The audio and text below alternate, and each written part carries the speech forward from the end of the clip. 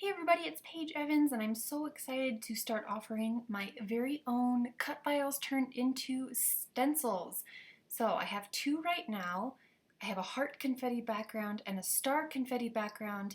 It has my signature inscribed on the bottom left side and the name on the bottom right so you can keep track. And what I also love is the corners are rounded so you won't cut yourself or scratch yourself as you are using these stencils.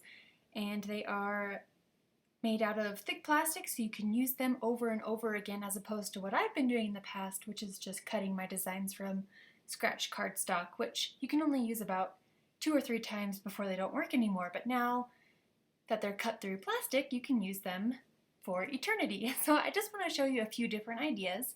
First, I've scraped modeling paste through straight onto smooth white cardstock, and I will continue working on that a little bit later.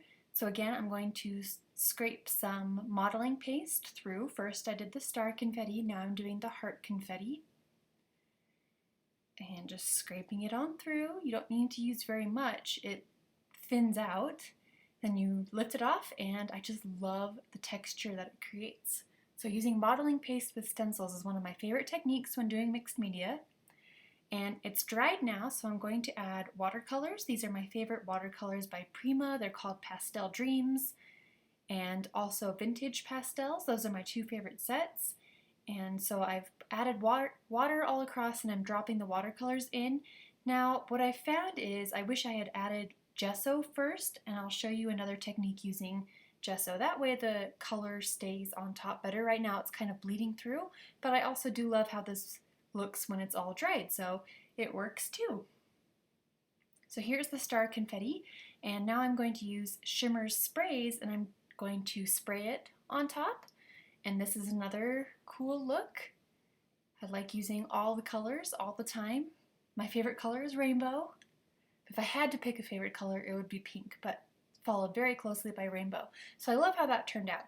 Now I'm going to use gesso and start adding gesso as the first layer. So I'm just painting it across, this is a textured white cardstock background. Let it dry, and then again I'm going to scrape modeling paste through the heart confetti background and then set it aside to dry. What's really nice about modeling paste is it dries super quickly, so that's awesome, and you can always help it along with a hairdryer.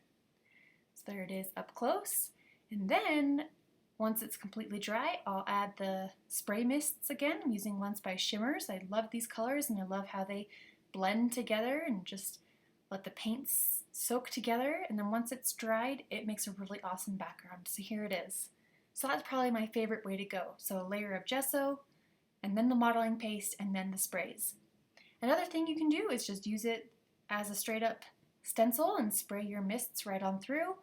I should have tacked it down with washi tape first because it did move around, but you get the idea. So that's a cool way to use the stencil.